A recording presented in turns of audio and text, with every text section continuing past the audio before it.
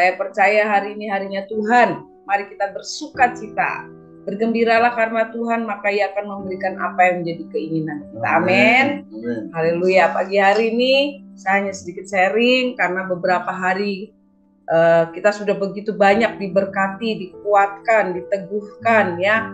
Dari hari Senin Sur sampaikan bahwa kita harus menjadi pribadi orang Kristen yang terus berfokus pada Kristus ya, yang terus mempunyai telinga seorang murid, tidak suka berontak, terus mau belajar.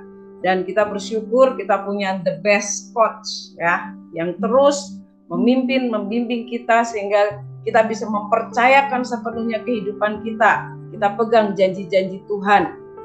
Dan kemarin Pak Daud memberkati kita dengan keyakinan bahwa pertolonganku adalah datang daripada Tuhan. Jangan salah lihat, terus bertindak dengan iman. Ya, Pak Ayub. Saya berharap setiap renungan-renungan yang kita dengar pagi hari, setiap pagi, itu terus menguatkan, terus meneguhkan, terus mendewasakan kita, sehingga kita semakin kuat dan terus bertumbuh di dalam Tuhan.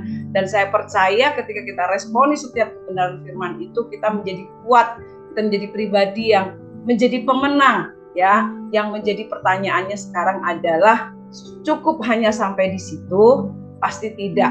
Kalau kita dipulihkan, kita dikuatkan, kita disembuhkan, kita punya tugas untuk memulihkan.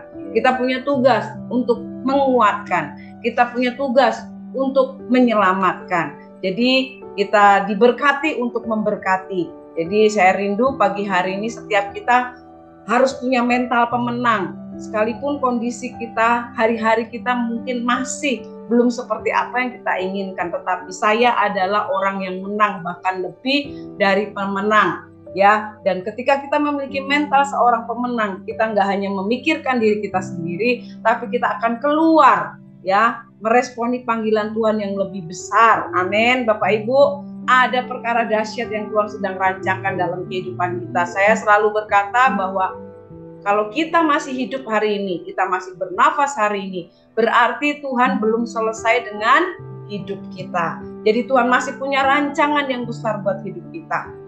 Untuk kita bisa memulihkan orang lain, kita bisa memberkati orang lain, kita bisa menyelamatkan orang lain. Seperti apa yang Yesus katakan bahwa makananku ialah menyelesaikan pekerjaan Bapa. Pagi hari ini saya pengen sharing tentang menghidupi tujuan ya. Jadi ketika kita sudah dikuatkan, dipulihkan, diteguhkan, diselamatkan, ternyata sebenarnya ada tujuan Tuhan dalam setiap pribadi lepas pribadi kita. Paulus berkata bahwa aku tidak sembarang meninju ya, aku tidak sembarang berlari. Dalam 1 Korintus berkata, sebab itu aku tidak berlari tanpa tujuan. Aku bukan petinju yang sembarangan saja mukul, tetapi aku melatih tubuhku dan menguasainya seluruhnya, supaya sesudah aku memberitakan Injil kepada orang lain, jangan aku sendiri ditolak.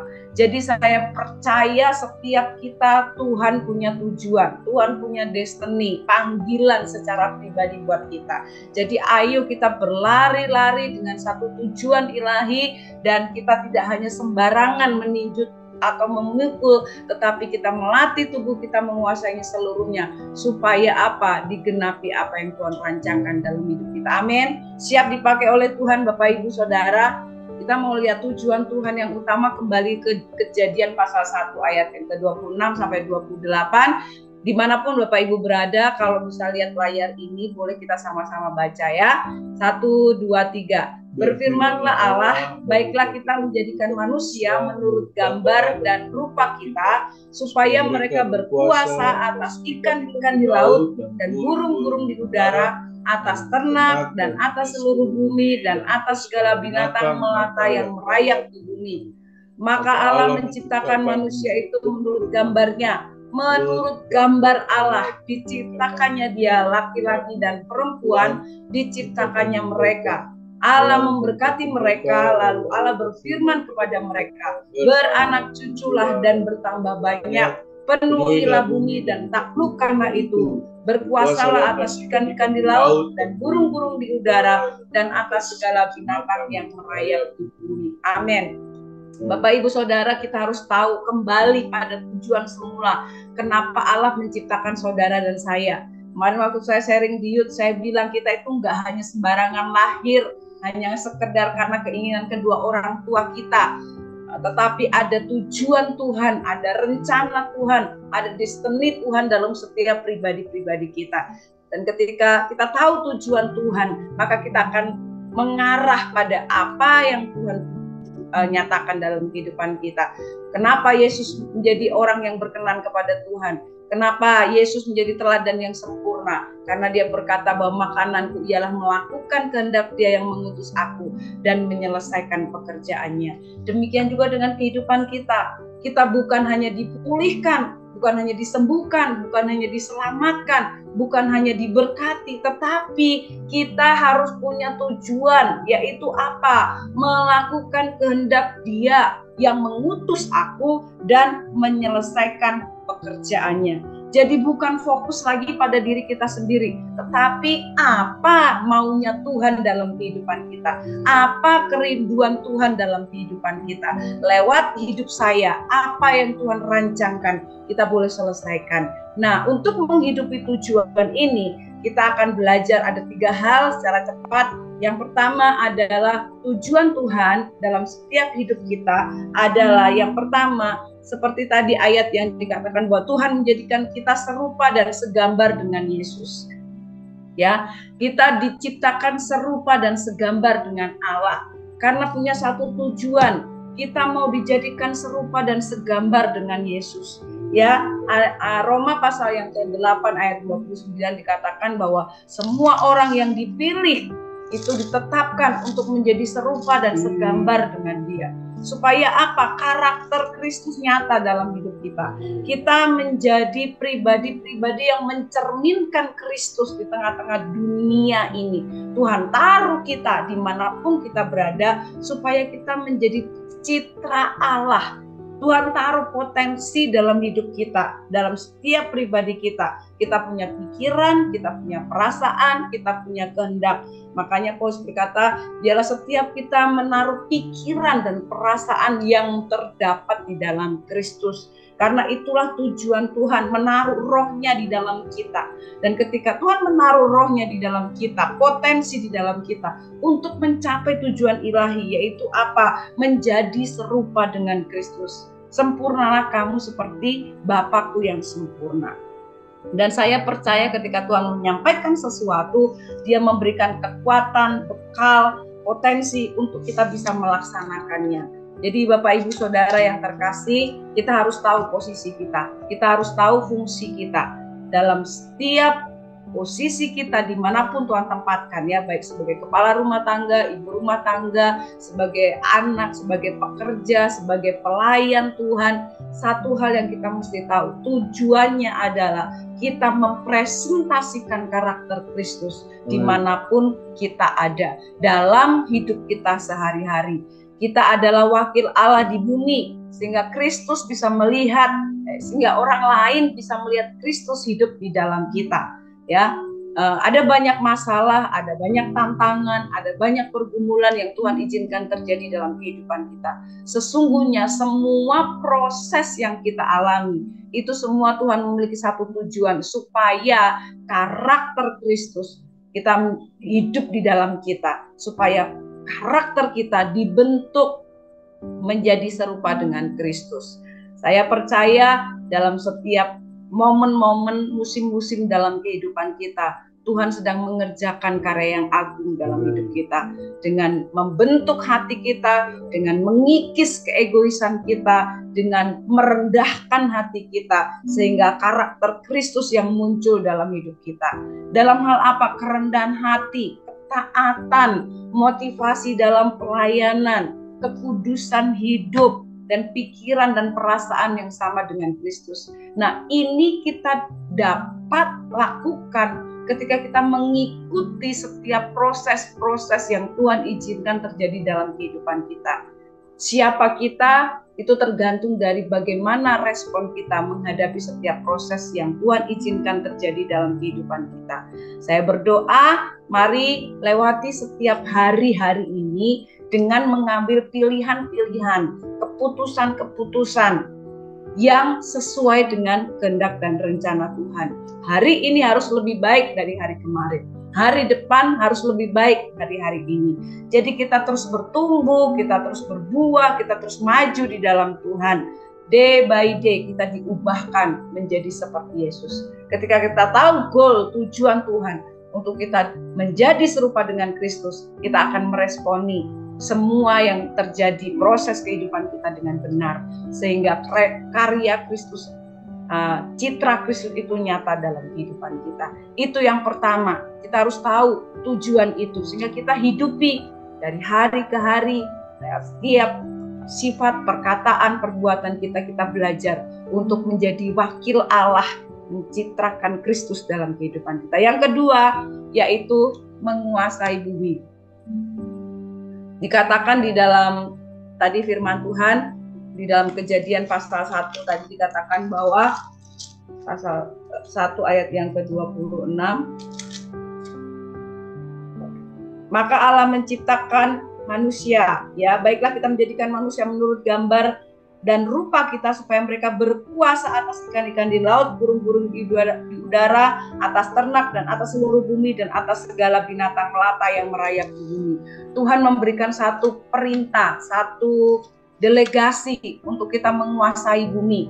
Artinya apa? Untuk kita mengelola, untuk kita memanage, untuk kita memelihara semua yang ada di bawah otoritas kita. Sebagai pribadi kita memiliki panggilan sesuai dengan apa yang Tuhan rancangkan. Saya katakan bahwa hidup ini anugerah, hidup ini kesempatan, hidup ini adalah kepercayaan. Jadi apa yang Tuhan percayakan dalam kehidupan kita, itulah yang kita harus kerjakan. Kalau secara huruf ya mungkin kita menguasai bumi dengan kita menjaga, memelihara, ya. Waktu itu diperintahkan kepada Adam untuk memberi nama kepada binatang-binatang, untuk memelihara taman yang ada. Demikian juga kalau kita tarik dalam kehidupan kita sehari-hari, setiap kita memiliki taman sendiri-sendiri, ya, seperti keluarga, pekerjaan, pelayanan. Itulah yang harus kita manage, itulah yang harus kita kelola, itulah yang harus kita pelihara, sehingga Tuhan mempercayakan kita dengan hal-hal yang lebih besar lagi, ya. Kita diberi tanggung jawab untuk mengelola kehidupan kita, baik hidup kita sebagai posisi kita dalam tengah-tengah keluarga, baik di tengah-tengah masyarakat, baik di tengah-tengah gereja, baik di tengah-tengah pelayanan. Jadi mari kita mengelola dengan sungguh-sungguh, ya, memanage hidup kita dengan sungguh-sungguh supaya lewat pekerjaan kita, lewat pelayanan kita, lewat hidup kita, nama Tuhan dipermuliakan. Amin, Bapak Ibu. Haleluya. Jadi saya percaya kalau hari ini kita dikasih kepercayaan, keluarga yang bahagia, kita mengelola dengan baik, maka itu akan menjadi saksi bagi orang-orang yang di sekitar kita.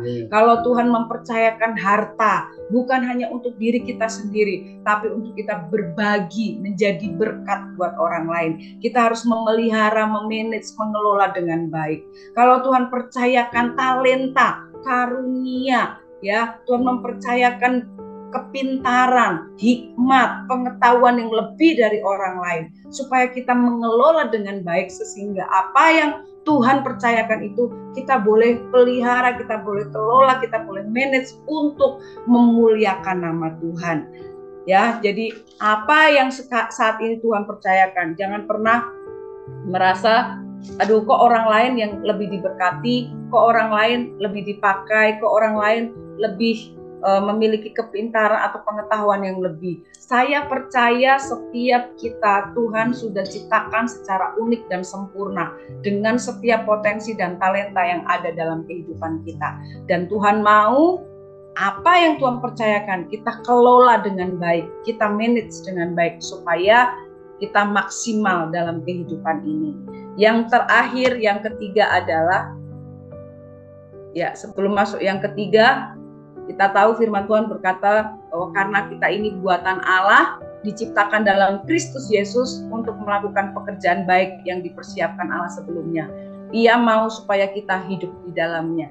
Jadi kita ini dibuat oleh Tuhan, diciptakan dalam Kristus Yesus untuk melakukan pekerjaan baik yang telah dipersiapkan Allah sebelumnya. Ia mau supaya kita hidup di dalamnya. Jadi mari kita mulai semakin melekat sama Tuhan. Apa ya Tuhan yang aku harus lakukan? Apa pekerjaan yang Tuhan sudah persiapkan buat saya sehingga saya bisa selesaikan? Yang terakhir dikatakan bahwa beranak cuculah, ya, dalam terjemahan yang sebenarnya adalah berbuah gitu. Sampai ada satu pendeta yang bilang seperti ini, kenapa ya kok orang Indonesia mentranslate ini dengan kata beranak cucu? Ternyata mungkin orang Indonesia suka nikah kali ya, jadi beranak cucu. Tetapi sebenarnya artinya adalah fruitful, artinya berbuah. Jadi apa tujuan Tuhan menciptakan saudara dan saya? Adalah untuk kita berbuah, berlipat ganda, menghasilkan sesuatu. Baik itu jiwa-jiwa, baik itu buah-buah roh yang terus kita kembangkan dalam hidup kita. Mengembangkan potensi talenta yang ada dalam diri kita. Jadi kita tahu bahwa potensi, talenta, karunia, kesempatan, kepercayaan yang Tuhan berikan buat hidup kita itu bukan hanya untuk diri sendiri, tetapi untuk kita kembangkan, untuk kita lipat gandakan, untuk kita pakai untuk memuliakan Tuhan. Jadi tujuan Tuhan adalah kita berkembang, kita maju. Jadi kita diberkati untuk memberkati, dipulihkan untuk memulihkan. Kalau setiap pagi kita dikuatkan dengan firman Tuhan, hari ini saya mau menguatkan orang lain. Kalau saya sudah diberkati oleh firman, hari ini saya juga mau memberkati orang lain dengan firman Tuhan. Jadi itu yang menjadi tujuan Tuhan dalam kehidupan kita. Mari Bapak Ibu, jadilah orang-orang yang bisa dipercaya. Saya belajar lewat setia dengan perkara-perkara kecil. Ya, supaya apapun yang kita lakukan, hal yang sekecil apapun, kita belajar untuk memberi yang terbaik buat Tuhan, supaya menjadi berkat bagi orang lain. Kapak sudah tersedia bagi pohon yang tidak menghasilkan buah. Ayo, hari ini kita mau berbuah, kita mau berlipat ganda, kita mau maju, kita mau berkembang. Tuhan, aku nggak mau begini-begini saja. Aku nggak mau stuck di sini, tapi aku mau lebih lagi, dan lebih lagi. Ya, Filipi pasal 1 ayat 21 berkata begini, hidup bagiku adalah Kristus, mati adalah untung. Tapi kalau aku masih hidup di dunia ini, itu berarti bekerja memberi buah. Jadi kita harus menghasilkan buah. Hari ini saya rindu setiap kita, ayo putuskan, saya akan menghidupi tujuan ilahi dalam hidup saya. Dengan apa? Membentuk karakter kita menjadi serupa dengan Kristus. Ya, lewat pikiran dan perasaan, tindakan kita. Yang kedua, dengan mengelola dan mengatur setiap kepercayaan yang Tuhan berikan bagi kita. Baik keluarga, pelayanan, pekerjaan yang Tuhan percayakan untuk kemuliaan nama Tuhan. Dan yang ketiga, mari kita menghasilkan buah yang untuk melipat gandakan setiap kepercayaan, talenta, potensi, mengembangkan semuanya itu untuk kemuliaan nama Tuhan. Saya akhiri dengan satu ilustrasi. Ada seorang pelari pada tahun 490 sebelum Masehi di dusun Marathon, ya, di mana di situ sedang terjadi kancah peperangan antara Yunani dan Persia. Di situ ada seorang pelari yang hebat yang namanya Pidipides, ya, pelari Yunani yang tercepat, ya. Pada waktu itu mereka sedang menghadapi peperangan dan Persia sudah ditundukkan oleh Athena. Tetapi ketika peperangan itu kan jaraknya sangat jauh. Jadi untuk menyampaikan berita penting ini pada zaman dulu belum ada HP, belum ada telepon, makanya raja mengutus, ya, si Pidipides ini untuk berlari dari desa Marathon itu ke Athena sejauh sekitar 25 mil, ya, untuk menyampaikan bahwa sebenarnya Persia itu sudah ditundukkan oleh Athena. Kenapa? Sebelum Persia menyerbu Athena, berita ini harus sampai di sana. Makanya Pidipides ini berlari sekuat tenaga, walaupun sebenarnya dia sudah mengalami kelelahan karena dia juga menghadapi peperangan yang ada, tetapi dia berusaha dengan sekuat tenaga untuk berlari.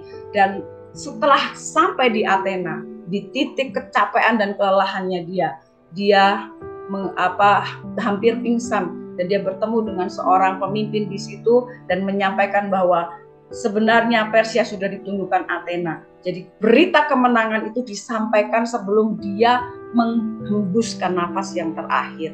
Dan disitulah akhirnya berita itu disebarkan dan Athena mengalami kemenangan. Saya rindu kita punya motivasi yang sama, bahwa ayo seperti Paulus bilang, aku berlari-lari pada tujuan untuk memperoleh hadiah, yaitu panggilan surgawi. Saya rindu setiap kita fokus untuk menyelesaikan pekerjaan Bapa, menyelesaikan apa yang Tuhan rancangkan dalam kehidupan kita dengan sekuat tenaga, dengan sekuat kekuatan kita, dengan melakukan apa yang Tuhan kehendaki dalam kehidupan kita.